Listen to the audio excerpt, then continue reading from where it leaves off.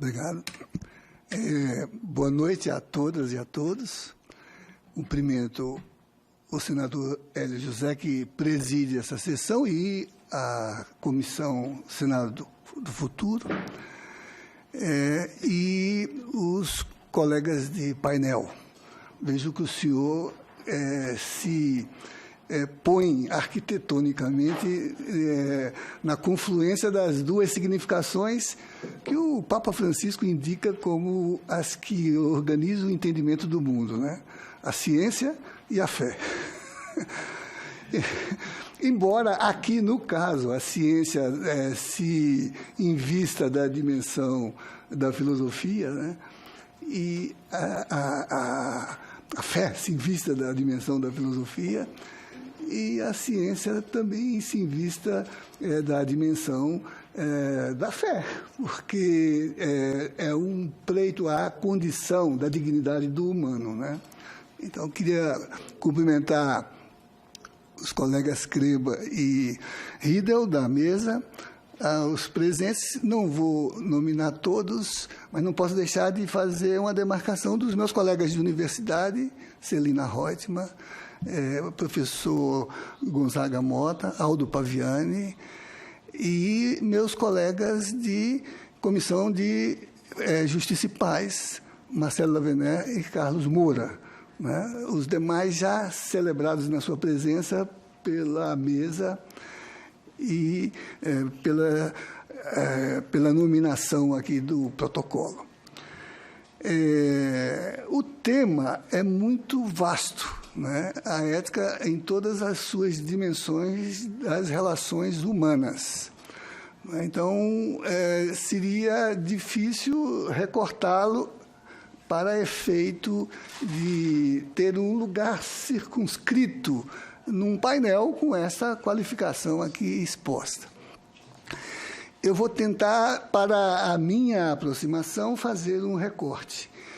E quero fazer tomando a perspectiva com a qual estou de acordo, e não poderia ser menos de acordo, sendo eu também um membro da Comissão Justiça e Paz, daquela que Dom Leonardo nos trouxe, e que baliza a minha própria percepção do significado filosófico da ética, tal como ele nos apresentou.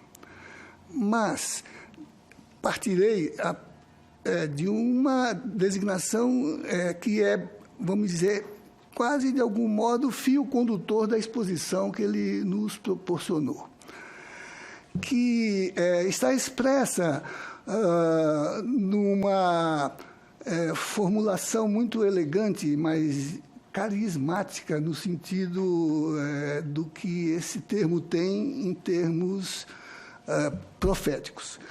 É de que a dimensão da ética é possibilitar o estabelecimento de um homem humano. Um homem humano. Um homem, ele disse, mais humano. Uma mulher mais humana. O que significa dizer que a leitura da perspectiva ética desta condição de humanização do homem revela uma dimensão de um percurso de inconclusividade. Quer dizer, o humano não é um dom apenas no sentido de que é um sopro do divino, nem um acaso biológico.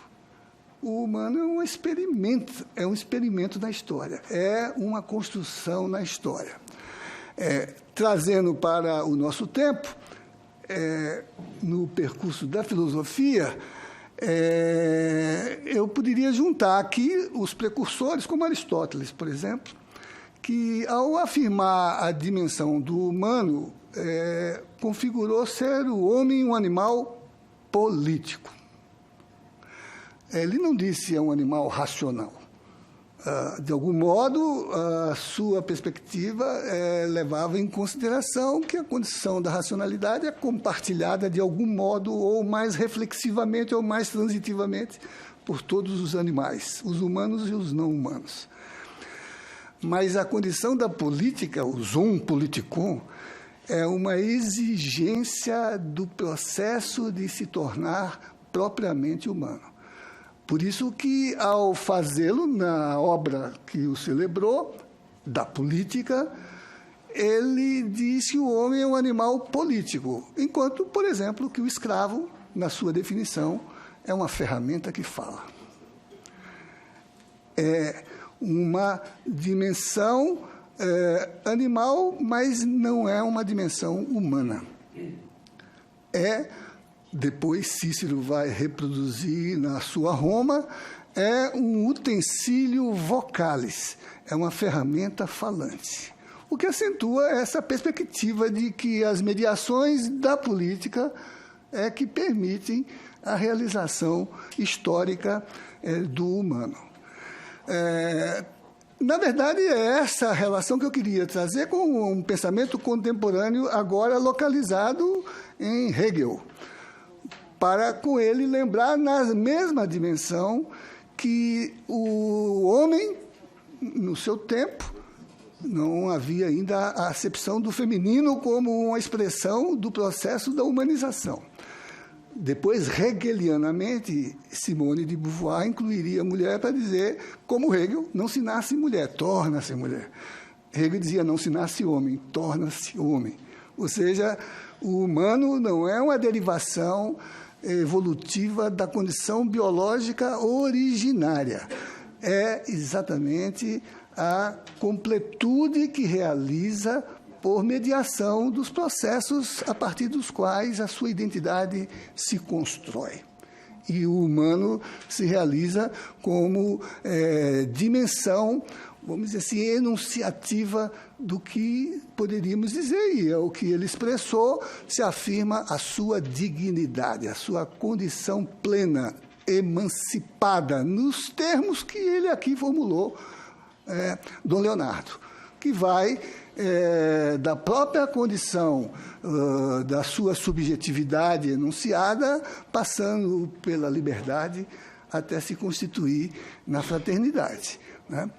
Então, esse num primeiro ponto que eu penso seria importante considerar, e aí, nestas condições, imaginar, no conjunto do nosso diálogo aqui, que pensar a ética é pensar exatamente o mapa de navegação desta viagem de humanização.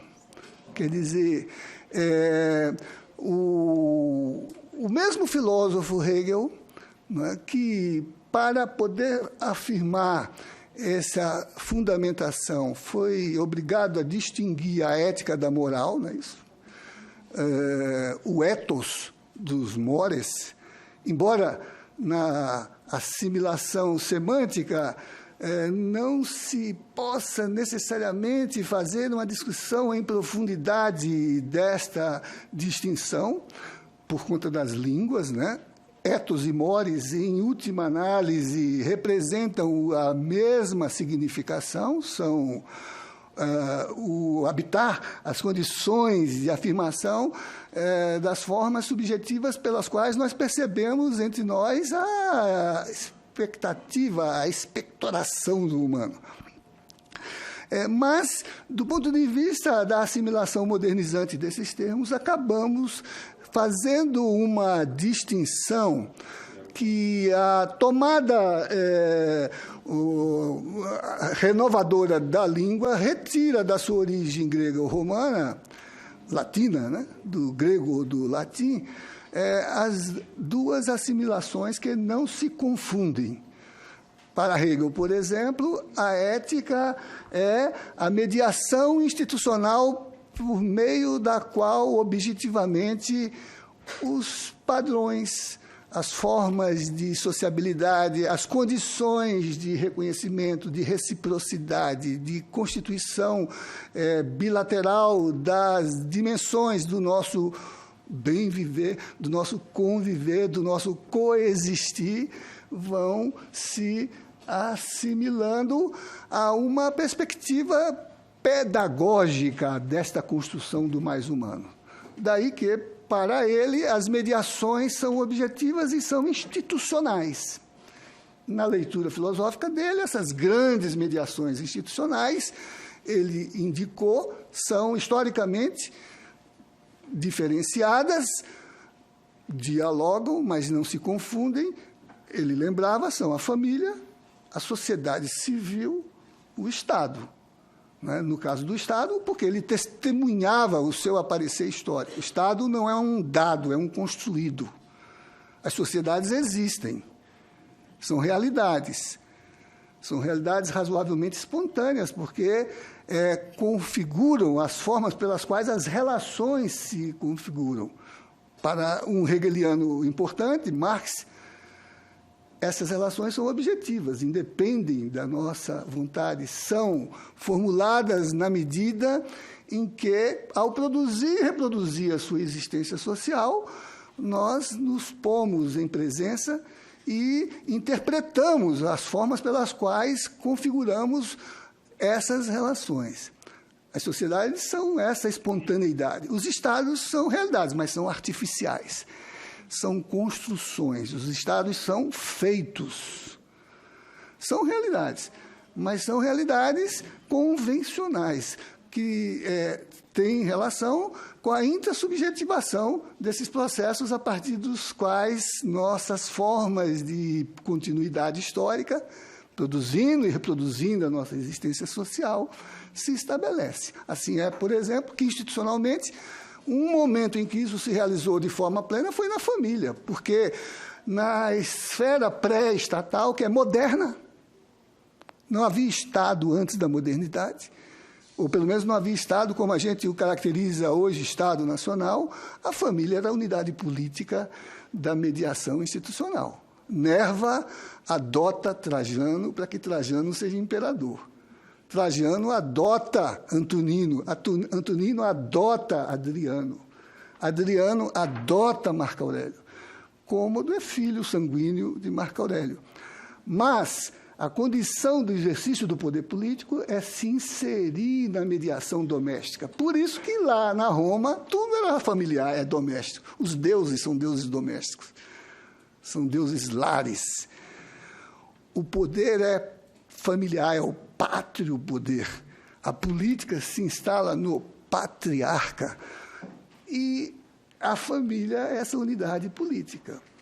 Então, eu queria primeiro acentuar isso para dizer que uma exigência para um debate como esse, dadas as referências filosóficas que Dom Leonardo nos traz, é imaginar que nós não podemos pensar a condição ética objetivamente sem fazermos a crítica de profundidade radical das instituições, de todas as instituições.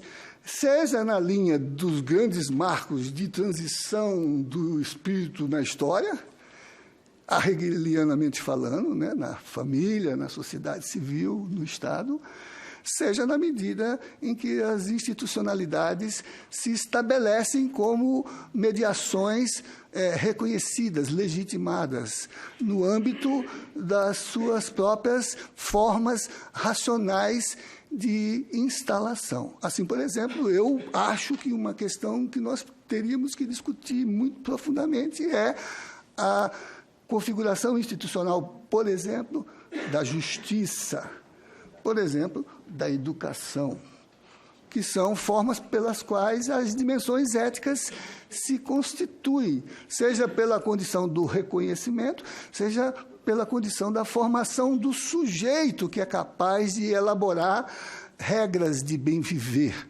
de convivência legítima, recíproca,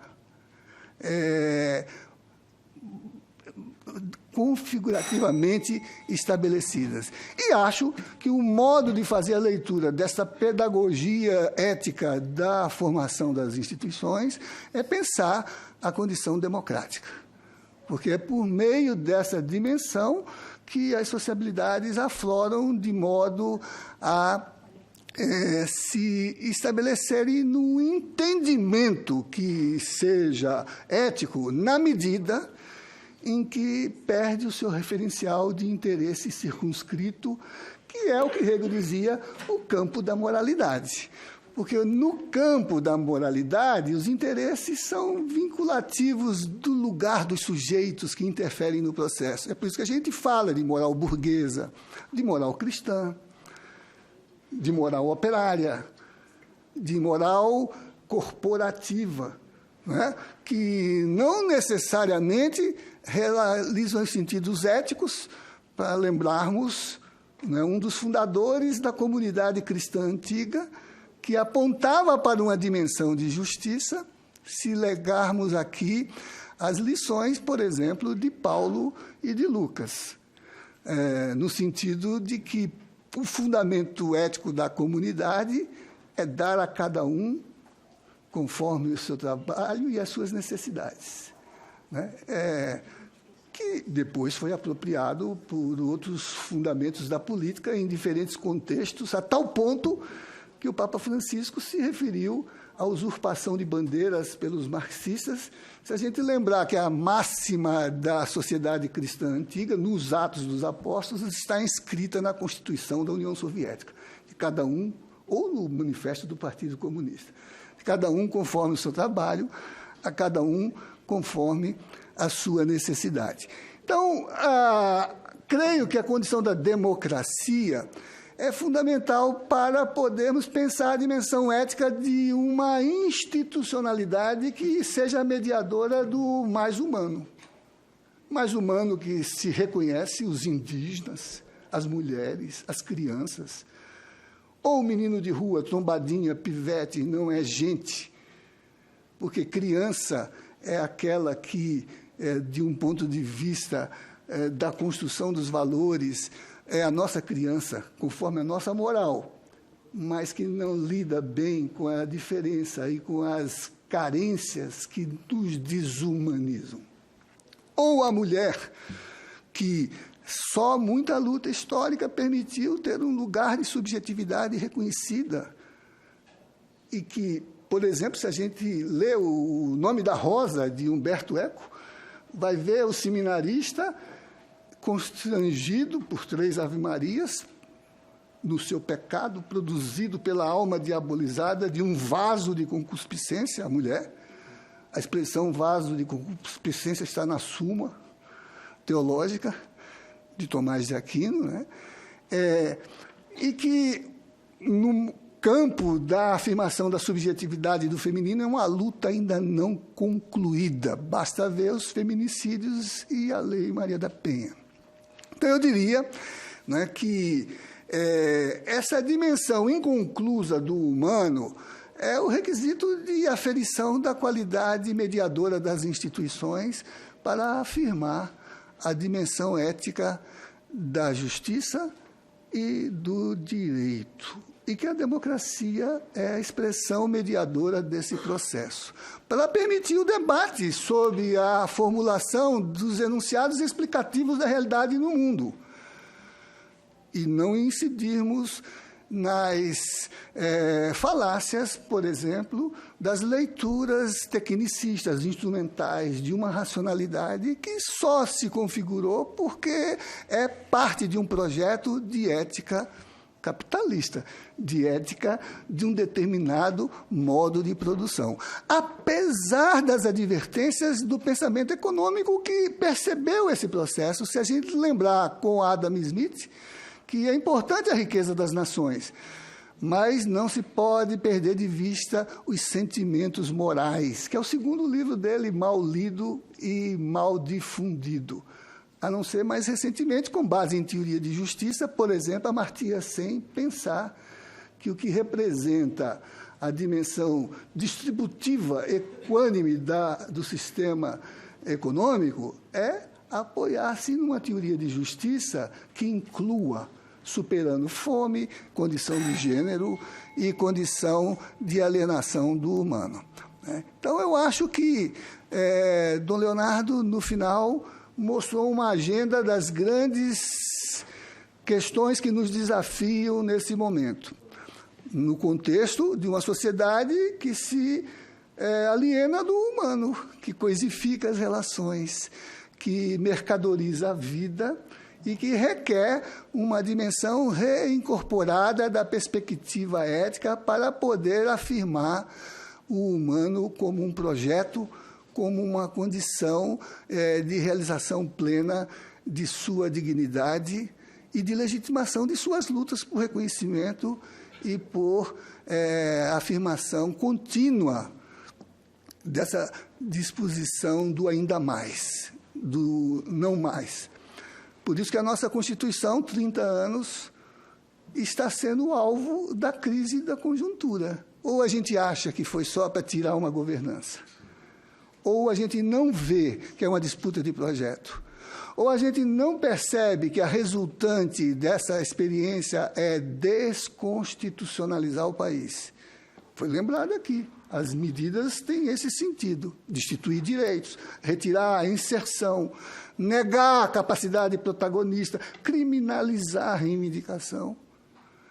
E é, em última análise, um empreendimento de desdemocratização, porque infantiliza, reduz, reverte, ao invés do mais humano, recuperar a perspectiva hierárquica do menos humano, nos tornar menos humanos, reduzir as demarcações das terras indígenas e quilombolas, e fazê-lo por meio de instituições que perderam o seu horizonte ético de papel transformador, seja quando legisla, e as exceções estão aqui declaradas: votei contra a reforma, votei contra a Previdência, seja quando julgam, porque se colocam associadamente à forma de legitimação desse processo de alienação da humanidade, que é o nosso destino e é a nossa forma de nos realizarmos civilizatoriamente.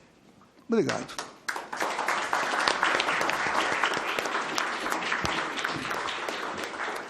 Sua aula. A iniciativa desse projeto cooperado, né?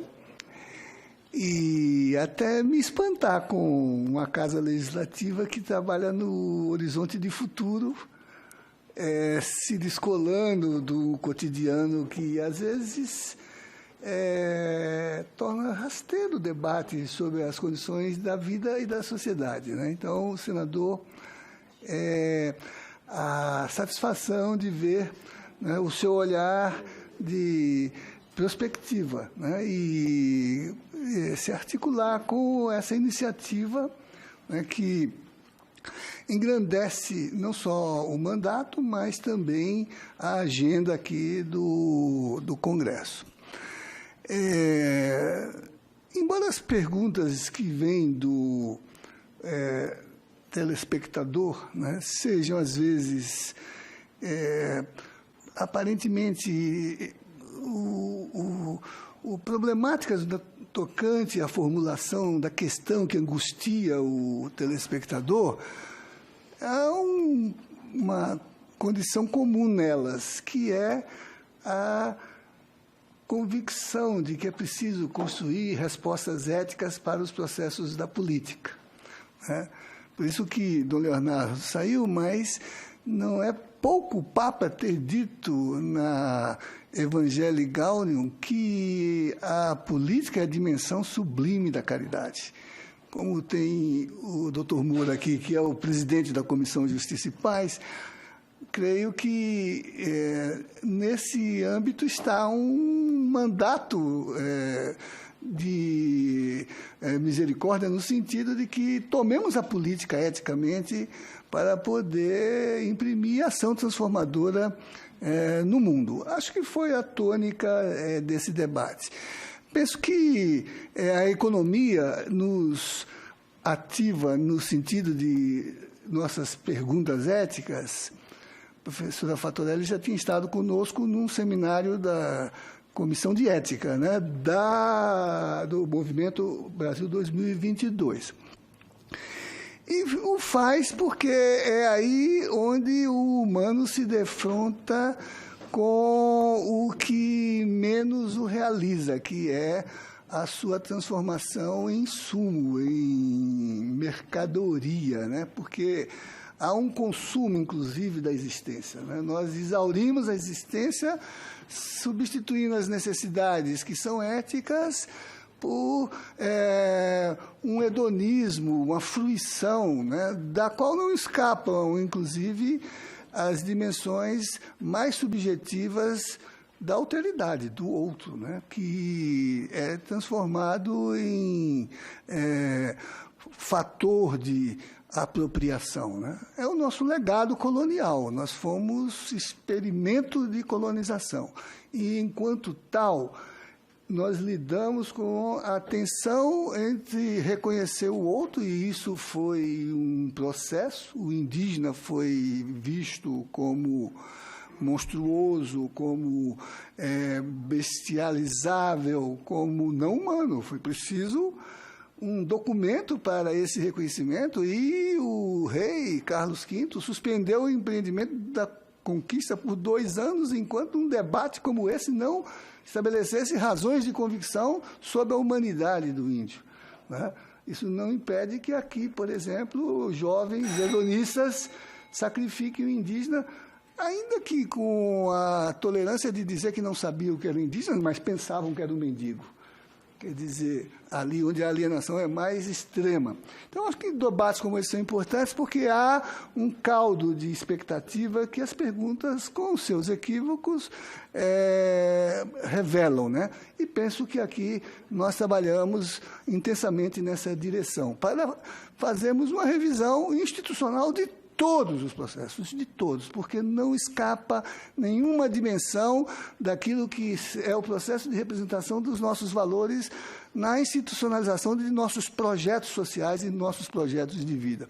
Eu até ia perguntar ao Dom Leonardo se é verdade que o Padre Nosso foi alterado na constituição do acordo entre o capitalismo inglês e o Vaticano, para substituir o perdoai nossas dívidas por perdoai os que nos ofendem. O Asman sustenta que sim, e aludiu ao fato de que a dívida é a escravidão moderna, e que é necessário romper com esse guante para poder libertar o humano, que esse processo perverso sufoca e aliena. Acho que aqui hoje trabalhamos muito com esse sentido, né? E por isso que eu mencionei que a democracia é a pedagogia da construção histórica da ética, porque é na democracia que a gente permite a construção das opiniões liberadas para configurar o que é projeto de vida e o que é projeto histórico-social, que é o experimento da nossa cultura, do mundo que foi encoberto em 1492, para usar a linguagem de Henrico Dussel, né? E que, desde então, trabalha para sair dessa dimensão alienadora de uma corrupção que é apenas o subterfúgio das hierarquias para se apropriar do que é produto social, né? Eu acho que aqui a gente exercitou isso, e a dimensão do colonial gera todas as formas de alienação que a gente conhece. O racismo, a dimensão alienante de gênero, a configuração expoliativa da hierarquia entre as classes sociais. Essas são as nossas tarefas, e a ética é a nossa pedagogia. Muito obrigado por essa oportunidade aqui. Agradecido, doutor Geraldo, doutor